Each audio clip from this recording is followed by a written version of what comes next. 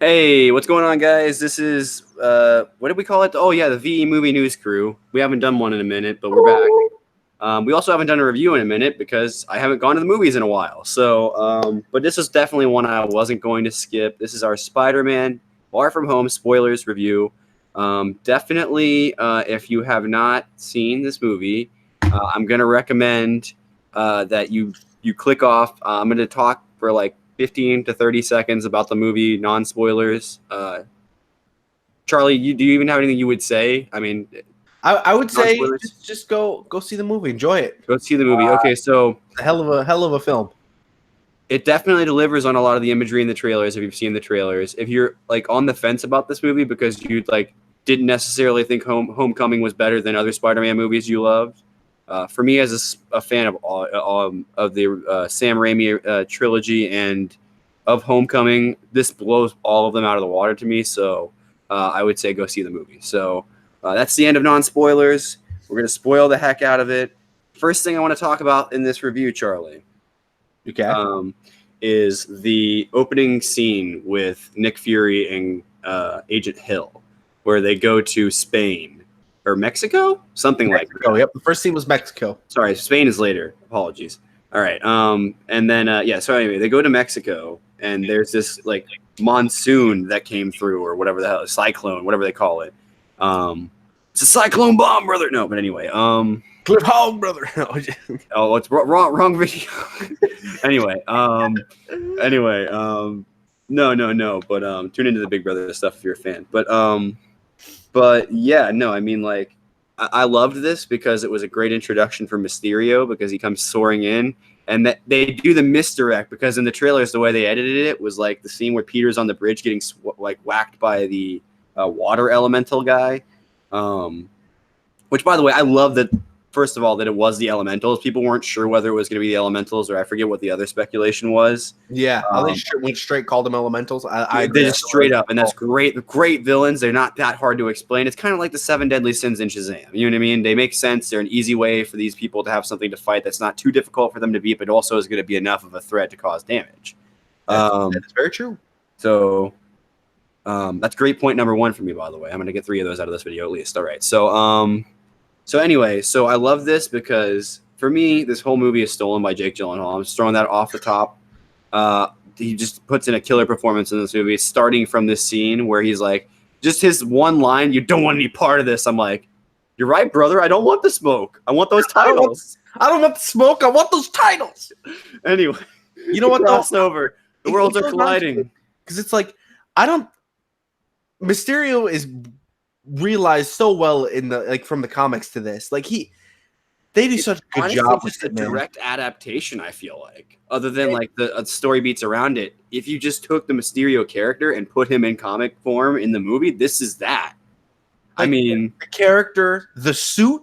Oh my god, that the suit. fishbowl looked awesome, by the way. That suit looks so. I thought it was gonna look stupid. They made it look like a head size thing. You know what I mean? Yeah. I think that little mod he wears when he's later in the movie, where it's like controlling drones and stuff like that, and the illusions. Spoilers.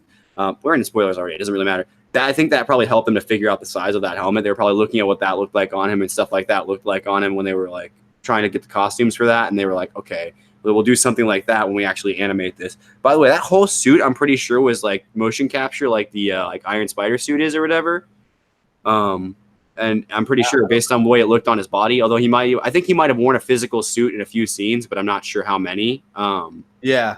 Because some of them, like, he probably wasn't doing any of it, I'm assuming, unless it was just wire work, but who knows? But anyway, that would kind of go against the whole idea of the character being illusionist, you know what I mean? But anyway, do you think they made it look more like weird on purpose that way because it's supposed to be an illusion?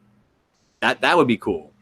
But like, dude, when they do the revelation of his illusions and that he is the heel, it's like it blows your mind. And then he has this smirk. That smirk, Gyllenhaal is just a straight villain, and I love it. He's got this smirk after he does his whole holograms. First of all, how they pull off the illusion? Dude, the speech he gives to all the people. Yeah, man. That's like a legit scene. Like that's Nick Fury always had to die. Now Peter Parker does too. I was like, oh my god. So I think my favorite Mysterio sequence in this movie was definitely the scene where it's like the trip out nightmare sequence where they bring back a fucking from the dead Iron Man. Oh my dude. That was dark, dude. I know, and there's probably some kids in this audience. I mean, it wasn't a really packed theater for me, but like I'm sure there were some kids in the audience for this movie, you know, like it's Spider-Man. That was really dark. I mean, they went to some dark places with that thing. And I didn't expect this movie to do that, but that's absolutely what Mysterio is all about, and what like forces that do similar effects like this to people in the Marvel and like even in the DC universe with similar powers like this. This is what it is supposed to be like. Like if we ever had reality warping characters, this is what it would look like if they fought. So I really would like to see that now since we've done that, because it was the first step was Doctor Strange in that trip out sequence from the Ancient One, just messing with Doctor Strange's brain. Now you have Mysterio messing with Peter Parker's brain. Now take it one step further. Now let's mess with reality. I'm totally down.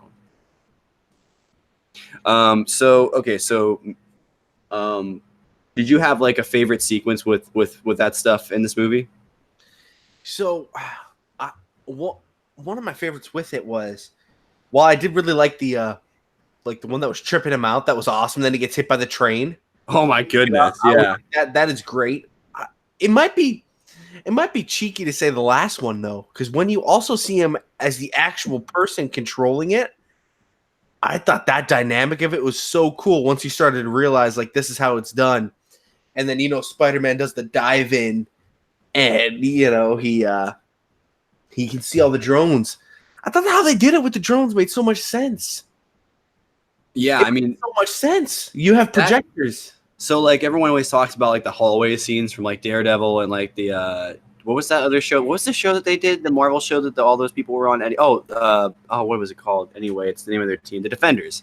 There's always these bad, I'm just gonna swear, badass hallway scenes. Where demonetized. Oh wait, we can't monetize anyway. But thanks YouTube. But yeah, no, but like. I just think it's that scene works so well because it combines everything that like it didn't even occur to me that he had been having issues with the Spidey sense until this thing, and that would be the one thing preventing him from really being able to. It's not a Spidey sense; it's a Peter Tingle. Dude, the Peter Tingle was strong in this one. That might be that joke landed for me every time. Every time. Speaking of that, I'll just hit this really quickly. Not every joke landed for me in this movie, just like with Shazam. Like, if you go back and watch the Shazam review, I talk about that. It's like, I know there were jokes that were funny that I just didn't get. Not that I didn't get them, I just didn't think they were that funny. And it's just not for me. It's the same thing with, like, there were some jokes in The Last Jedi that I'm sure landed for some people, but I was just like, deadpan. And so I was like, okay. Yeah. Let's move on with my Star Wars movie, please. It kind of brings me to something else I want to talk about. So, there's a lot of subplots in the movie. One of them being the Peter and MJ, and you get this kid Brad, and Peter tried to kill him, bro. Let's be honest. He tried to kill him. He didn't stop it when he had the opportunity. He just fought the thing instead. I thought this Brad guy was such a goofy like tool, and hey man, we got a name for it: the Blip, the 5 years. Yeah, that's what has officially gone down as in the lexicon of these characters. So Brad, was a little twerp. The Blip happens, and he's a stud. He's trying to take Peter's chick. I mean, he gets these glasses. Gets a space drone, tries to kill him. It seems normal. I mean, it's logical. One of the scenes that I actually did pop for that I thought was really funny was the scene where he's getting in the shield suit for the first time.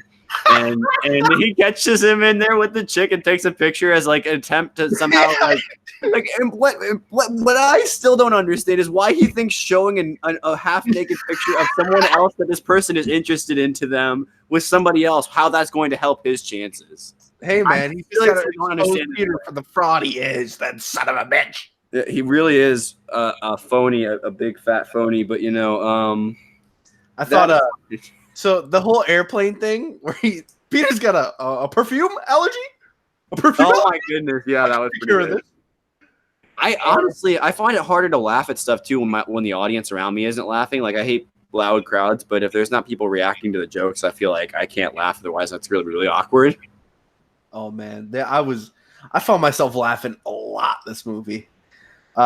Because then the whole he gets off the plane, his whole plan didn't work with the headphones, and Ned and I believe her name was Betty, right? They're in love. Yeah, yeah. Well, are they though? After I don't think they are by the end of the movie. It is like, yeah, exactly. It's like the small movie plot that just I found so. That one literally could have been cut from the movie, and it would have made no difference whatsoever. Yeah, it's just Like, one of they were just there to be a plot device in the battle scene before everything flips. And granted, great plot device. I just honestly, for like 2 seconds, I was probably just getting worked super hard. I thought Ned was gonna bite it, and that was gonna be the first major loss. Besides, like I thought he was gonna get life stacked on top of loss on top of loss. That was gonna form him into this new character. Because that's kind of what happens to Spider-Man in the comics at points. He loses lots of people, various people. I totally thought Fury bit it for a second. I can't even lie. I don't know why I did. Looking back, I'm like, there's no way they kill him in a Spider-Man movie. No. Well, I mean, and again, I got bit for a second. I'm like, if they make Mysterio this powerful, I mean, hey. Well, and the thing is, he's as powerful as his illusions allow him to be. So if his illusions fail him, which is what eventually leads to his demise, is his illusions failing him.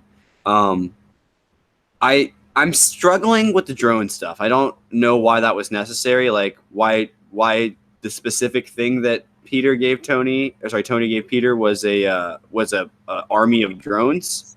I mean, I'm sure there's various other things, but that one thing that we've not heard anything about to this point just seems a bit odd. It does seem very Tony. I just don't.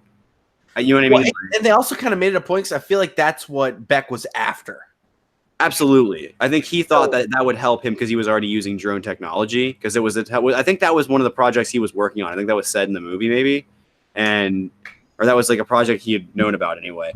But what I think was, I had to make a comment really quickly. The Edith protocol, the even dead, I'm the hero protocol. Yeah.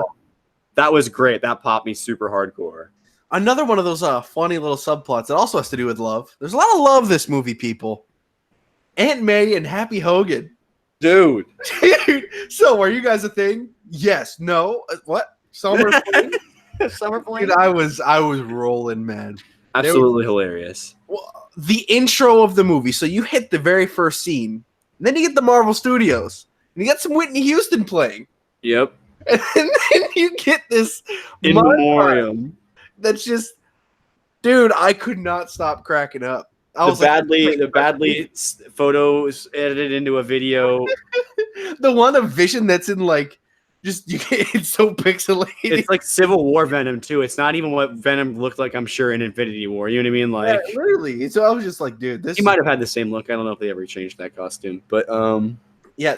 They use those two awkward kids. They are great in that role, and it was like, I'm glad that was. It was just it set the tone for the movie in a lot of ways for the comedy aspect, as well as you got the serious stuff set off with introducing who Mysterio is right away. Well, they literally just used the same. They just used everybody from the cast of Homecoming, which I love. They just brought this is like a group of people that I hope it continues, like because there's going to be a Spider-Man 3 or whatever potentially. I think that's already been talked about. And Sony pumps out movies every 2 years, so probably 2021. 2021 we'll get Spider-Man 3 because now there's more opportunity to make Spider-Man one of your main, and they're setting him up in this movie to become one of the leaders of they want him to lead the Avengers. That's what they want him to do. It's kind of what it sounds like anyway, so which is fine because Spider-Man after the fall of the Avengers stuff that he does become a leader of the Avengers, not the leader, I don't think, but he does become one of them, like one of the main people. So 100% down if he becomes the new leader. I think in our video when we talked about that, we speculated that Spider-Man could be one of them just because he's so relatable to so many people. I did think it was cool that we traveled to lots of different places. I'm trying to remember all the places they went. So they started out in... They went to Prague. They went to Spain. They went to Venice. They went to London. They went to... I think that was all the places. At one point, Peter did. Peter ended up in the Netherlands. Yeah. Peter was everywhere in this movie. Everywhere, man. It was cool. Honestly, and I thought it was cool that he was capable of getting around from country to country without many problems. I mean, it's probably easy to travel as Spider-Man with webs, but either way, you know what I mean? Like, yeah. So it brings me. So after they have their final buff, the final fight, which is really Mysterio trying to put on an illusion to make him seem like the next world's biggest hero, but Peter trying to destroy the illusion and make him seem like the villain he is. Yes. In a way, right? Mm-hmm. So they get to it. They finally think they got it all figured out. You see the dead. You see Quentin Beck there, but it's not the real one. So the Peter Tingle sets him off, and he shoots the gun. He tries to kill Peter, tries to shoot him in the dome, but he doesn't. So my question: did I miss something? How did Quentin Beck actually die there? Because the one that got shot up by the drones was the illusion. So how did Peter flip the gun? I think the idea they made there's a line right before he tells all the drones to fire. Which means the one that got shot up was the illusion one.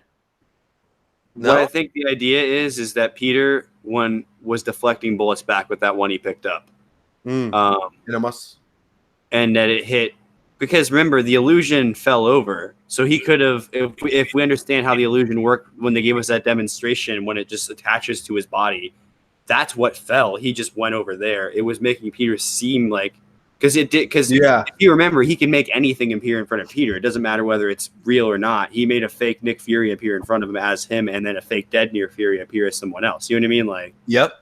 So it's like, it really just depends. Like, I think that's just like the limit of his illusions. We can't really explain in depth in this movie because he's not going to be around for much longer, as far as we know.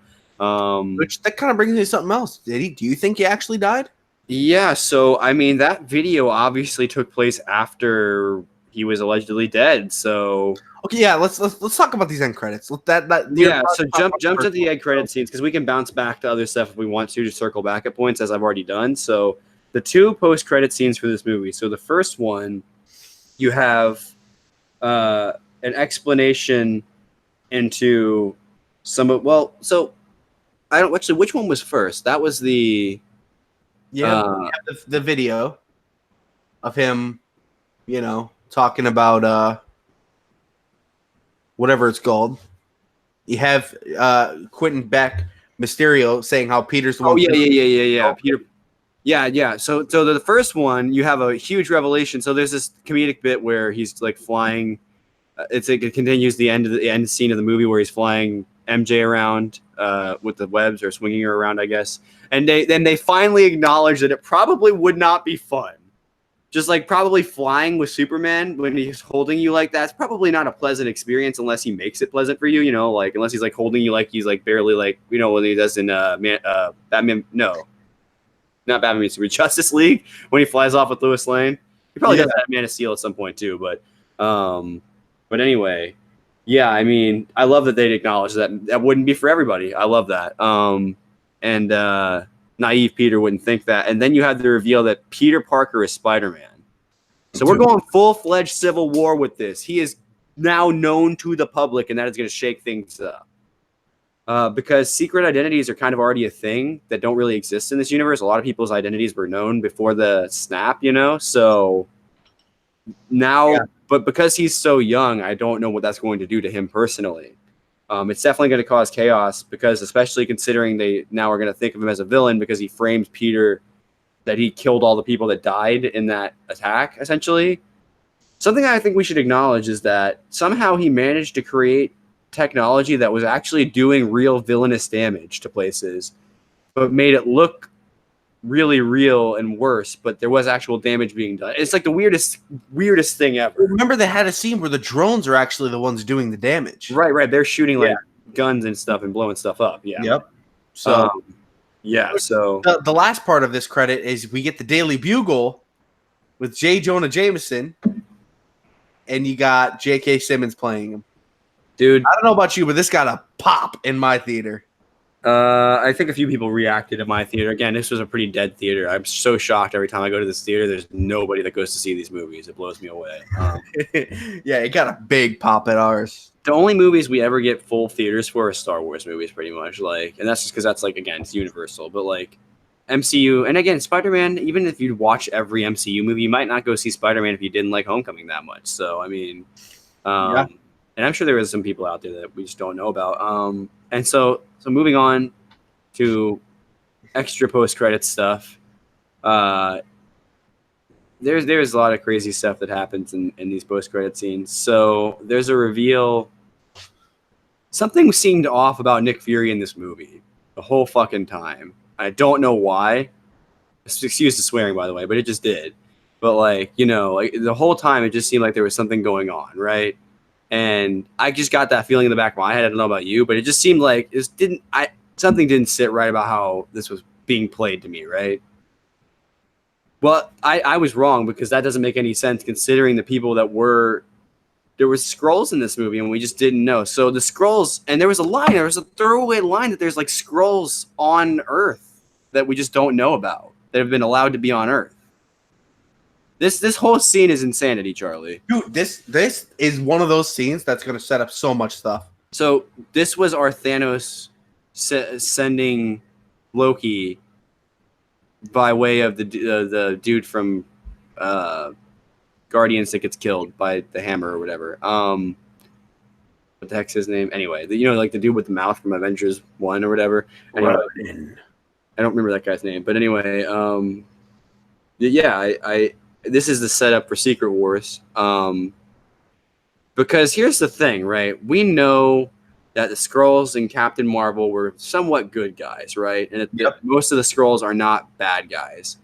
However, they specify that in that movie that they don't say that all Skrulls are good guys. They just say most of us aren't evil, I bet you there's evil Skrulls out there, and I bet that some of them are already on Earth. And I wouldn't be surprised if one of the superheroes wasn't already a Skrull. Because when they're on Earth at all, they could literally become anybody. So you never that's the thing is if you allow them onto your planet, you can never know where they actually are because all they have to do is change from whatever you assigned them they have to be, and you'd never be able to find them unless they made it obvious or you had that technology, because it seemed like they had technology that could kind of track it. I think in Captain Marvel or at least reveal it or whatever under certain circumstances, or they seemed like the Kree were trained to spot the liars is what it seemed like, but I think what's going to be crazy is the Kree-Skrull War will land on Earth at some point, meaning it doesn't necessarily mean that there won't be some characters we've seen before from the Captain Marvel side, and two, by the way, I would imagine the Skrulls from her movie are going to be involved in some way because they're going to be the only way of getting information on the Skrulls. This sets up so much. And Secret Wars, generally, I believe in the Secret Wars. It leads to a timeline where Captain Marvel and Tony Stark are supposed to have a fight. So if Peter's supposedly filling that role in whatever way he's supposed to be filling that role, is that the war we're going to see? Yeah. Hey man, Nick Fury's a Skrull. No, he's Talos, but as was Agent Hill. Which what does that mean? Was she there with him on the island? I guess is that what we're supposed to? I don't think so. Because it was him and only Skrulls around him.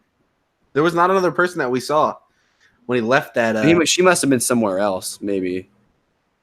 But she could have just been somewhere else on that space station, I guess.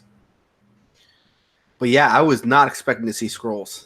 Or in that volume of Skrulls either. There was a lot of Skrulls. There was an army of Skrulls, you might say. It makes you think, has he been working with him this entire time?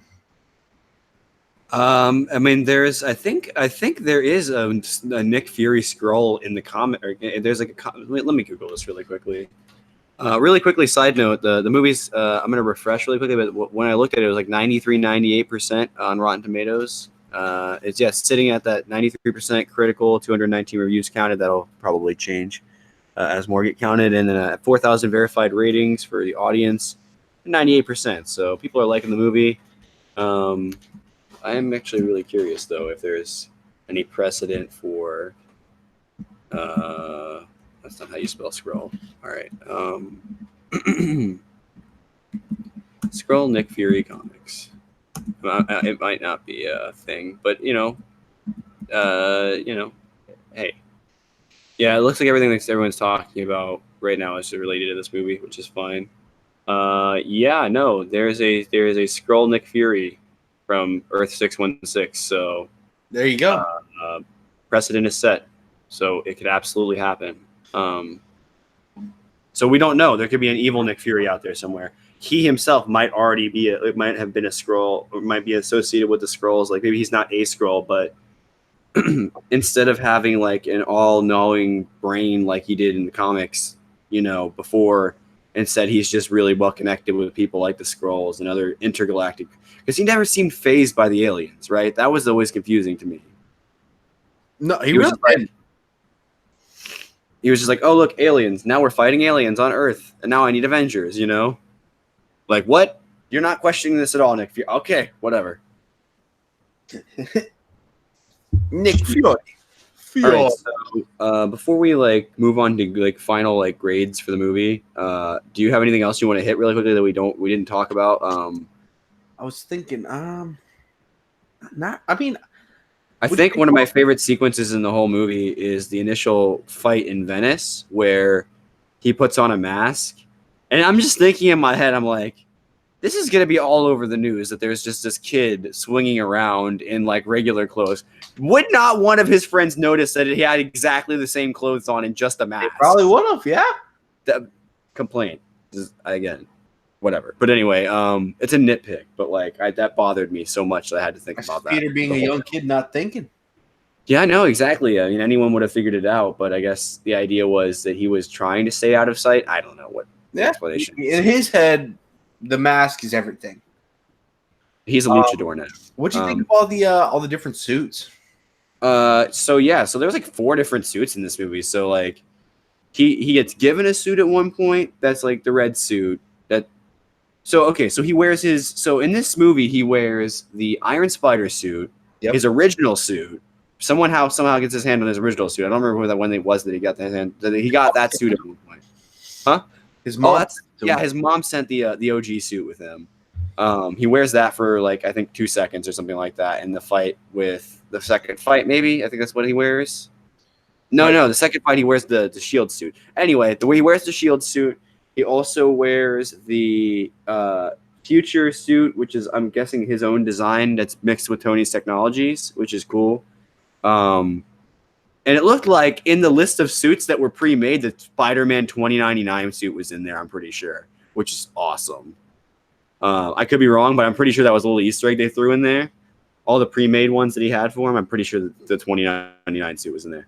I love the design on the one Peter made. It was way different than any of the other Spider-Man suits I think I've ever seen, even in the comics. And because they're pretty similar in the comics, pretty much, so I just want to see what they're going to do with that. Yeah, there's at least 4 different suits I want to say in this movie.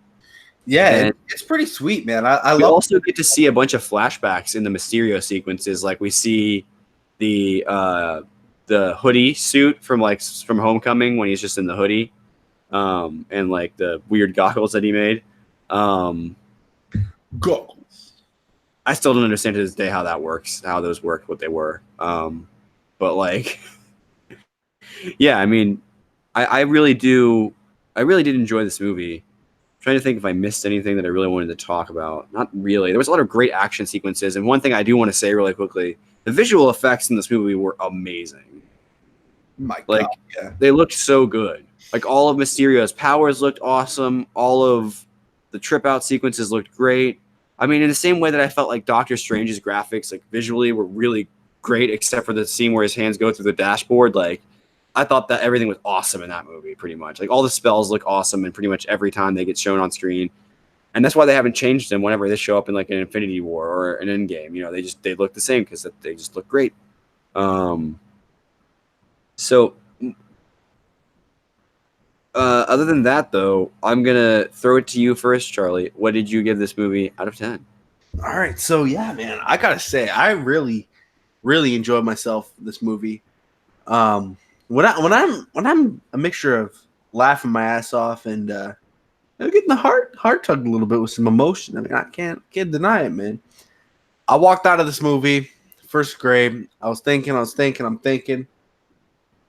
out of 10. That's what I got for it. I really enjoyed this movie. Probably up there being my favorite Spider-Man, I really, really liked it. And I thought they did such a good job of making Peter Parker, if that makes sense. You know? Oh, side note. So there's a scene in this movie. This is actually something I wanted to talk about. I'm glad you brought that up. That's jogged my memory. So there's a scene in this movie where they're battling on a bridge, and Peter makes a sonic bomb in like 13 seconds. Let Peter Parker be a genius in these movies. He's a genius. He builds a suit in this movie that's better than anything Tony built. He proves himself to be the heir to Tony Stark that they need. You know, like Absolutely, they did a good job making him a genius. That line where Beck is that like, whole sequence where they're going back and forth, and he has all that stuff about quantum physics, which I understood quite a bit of because I guess I listened to a bunch of videos in quantum physics, but like that, and I don't even have a grasp of it, but like the line they put in there, I was like, hey, they watched the same videos I did. he was like, don't. Every time they do something with quantum physics, I'm like, is this what Marcus and McFeely brought those physicists in for? Is this all they brought them in for? It's true, because Beck was like, don't apologize for being the smartest man in the room. A great line. I loved it. I was like, man. But yeah, because so it's such a weird like relationship that they have in this movie where it's almost like he's still trying to mentor. It's like almost like he wanted Peter to join the fold or something, you know, like, or in his because he didn't want to kill Peter. He just wanted him to coexist with him, you know. yeah, like you, really weird. But like, for me, this is now my favorite Spider-Man movie. I love Spider-Man 2. It is probably still my number 2 favorite Spider-Man movie, just because. But like, I thought the one of the greatest callbacks to a previous Spider-Man movie of all time was in Venice when that tower is falling. Dude, that was a straight callback to the train scene from Spider-Man 2. Oh yeah, when he's pointing his head on the. And it was comedic, but like that little image, that's what that image was like. That's what that gave me flashbacks to. Yeah, like, I like when he doinks his head on the belt, not once but twice. Yeah, like whoa. The second one really got me, man. Oh my god, that was pretty funny. And the tower fell anyway, so I guess he technically failed, but whatever. Yeah, people got away in time, I guess, but like anyway. So for me, I walked out. This is an 8.5 out of 10. I almost want to stand by that, but I'm going to go ahead and give it an 8.7, just because I don't want to give it a 9, just because like there are certain things in this movie that none of the scores as a Spider-Man music to me so far have been spectacular. Like the Spider-Man themes that are like related to the Spider-Man themes, like of the original stuff, that makes sense. A lot of the music they throw in is just music, and it's like, doesn't always work. Like I thought that the music that they chose for Homecoming worked a lot better because it was a high schooler's movie, you know, like a high school. It was a different movie than this, which was way more dramatic and higher stakes than Homecoming was. Yeah, definitely. And I think that, but this is that transition out because they just have. I mean, again, this is a post-snap world. It's a very different world. That's what I wanted to also say is that this feels to me like a completely different universe now, post the blip. Like I really don't know where it's going, but it does not feel like the same Earth that it used to be. Like it seems like there's this weird tension that's constantly going on, and that's why someone like Mysterio can sneak in. That's kind of what he was getting at. Like no one knows what to do now that they've survived. You know? Yeah, absolutely. No one knows where to go. No one's even stepped up. The Avengers have scattered. Thor's off-world doing Asgardians of the Galaxy or whatever. Which, by the way, okay, we're not going to do a news video probably before this news is too old. Did you see that James Gunn was not interested in that name? In what name? He didn't think there was interest in Asgardians of the Galaxy or something like that. Oh. I saw something about that. That's foolish. That's a foolish mistake if that's the case. Correct me in the comments if I got that wrong and it was something else more specific than that, but I did hear something about that, and if that's the case, I respect James Gunn, but I disagree with him on this occasion. I think that you don't need to make it called Asgardians of the Galaxy, but that concept alone is cool. And it was set up at the end of the movie. So what are you going to do? Just say, oh, they went their separate ways. Like, what? That makes no sense. Especially with no confirmed at any point that Taika is going to come back. So, you know, like, you might need to stick him somewhere like that, you know? Dude, that's not a bad place. Yeah, I mean, at least until you can get Taika to come back, because Taika looks like he wants to do some independent stuff for like at least another year, you know, like he's got movies coming up or whatever. But like, yeah, this was one of my favorite MCU movies, honestly, of all time, just because I just think it surpassed a lot of them. Like, the average MCU movie doesn't have the greatest villain and has a pretty like average plot. This movie to me had a really subversive, like different, like it'll catch you off guard a couple of different times plot, and it catches you from like the opening scene to the end. You're interested, and it's going 100 miles an hour, and there's no stopping it. Like there's certain scenes in the movie where it slows down, like the scene where Mysterio takes full control and throws him into the train. But like, again, it's really trippy stuff here. I love the time manipulation stuff they did too, because there's no way he just had him on the track standing there for like 2 seconds and then he got hit. That's not how that works. Yeah. He probably that's the thing in comics. The time can get screwed up by you being in his manipulations for long enough. So, but yeah, I mean, do you have any final thoughts on this film, Charlie? Like, I really enjoyed it. Yeah, I'm with you, man. It was a very enjoyable film to me. There was a lot of the subplots that I really enjoyed, even if they're small. For me, ranks in the top like 10 villains in the MCU, I think. Probably even higher, honestly, because there's not too many great ones that are. Well, I could probably make a top 10 list, but like definitely a top 5. Like, and you have some heavy hitters in there. You have your Lokis, your Thanoses, your Vultures, and the like. But I do think he surpasses at least the Vulture on that out of those ones I said. But I don't know where else. Like, there's been some great villains. Killmonger is also in that conversation. I mean, these are all great villains that have come out since the era of just dumb villains, with maybe the exception of Fassbender and Captain Marvel. She is kind of like a one-note villain. But like, yeah, that's true. The whole idea of the Krees, like that switch just kind of makes the Krees all evil at once and doesn't really feel like he's evil, and it almost doesn't feel like he doesn't even want to fight her, really, like. So it's like, again, it's just a tragedy. That's almost more of a tragedy in that fight. But yeah. But Nick Fury is confirmed. Nick Fury is the GOAT confirmed, 100%. Except that he got his cat scratched eye, but whatever. Goose. What was that? Flargan? What was that? Flargan? Flargan? Flarkin. Flarkin. The Flurkin. That Flurkin scratch got you, brother, buddy. All right. I saw a trailer for. I tried to stay dry. I could not avoid it in this theater screening. I finally saw a trailer for Once Upon a Time in Hollywood. I'm so hyped for that movie. Oh my God, that looks insane. Quentin Tarantino is a genius, and I'm gonna watch that when it comes out. So, yeah. But that's pretty much it for this review. It's rambled on and on and on. Just ignore the extreme length I'm sure this has gone to, ladies and gentlemen. There's a lot to break down with this movie. Yeah, absolutely. And also, I think what we talked about, like, for me, like, there was points where I started stringing the plot together, like I said. There was no point where I felt like I actually knew where things were going, though. Like, there were parts where I was like, oh, okay, this part from the trailer is fitting in right here. But, like, I don't think I knew what was actually happening until the end. Like, I was like, and that was almost in a good way. Not like that not that I was confused by the plot or anything, but, like, I just felt like I was on the edge of my seat in a way. Like, I was, like, so unsure what was going to happen that it was a good thing. The uncertainty was like, this is almost like a thriller in a way. Dude, that is true. I love it. I was just always on the edge of my seat, and like you, man.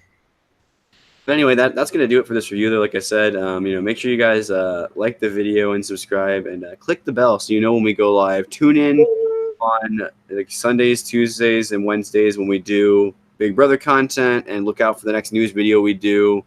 We have one in the can that we're scrapping. We decided a little bit ago because it's a little old hat at this point. Old hat, hey. But outside of that, just look out for the next video, and yeah, we'll see you guys later. Peace.